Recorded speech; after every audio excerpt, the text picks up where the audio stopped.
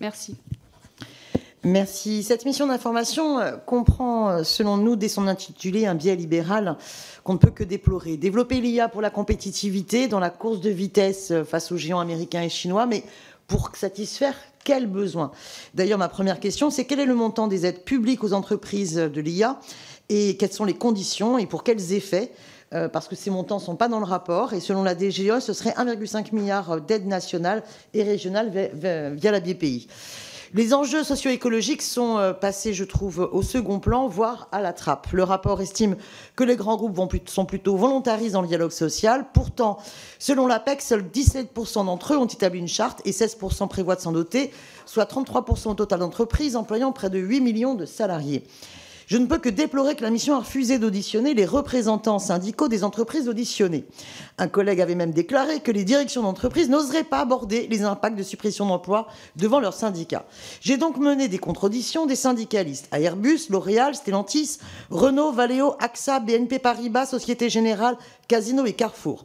Tous, j'entends bien, tous dénoncent la quasi-absence de dialogue social sur l'IA, hormis chez Airbus où la culture allemande de dialogue social prime. Tous regrettent la casse des CHSCT et leur fusion dans le CSE qui a conduit à affaiblir la démocratie au sein des entreprises. Les entreprises, généralement, en fait, présentent l'introduction de l'IA comme de simples évolutions pour éviter l'infoconsultation du CSE.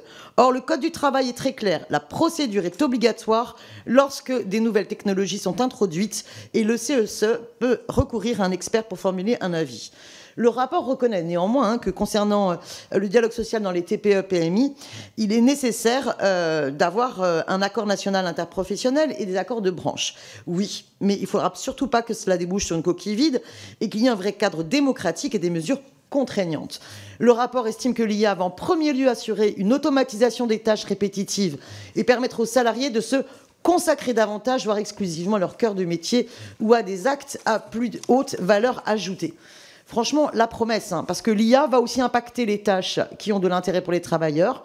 Exemple, dans le secteur bancaire, les travailleurs et les clients craignent une déshumanisation du conseil, notamment avec la multiplication des assistants virtuels.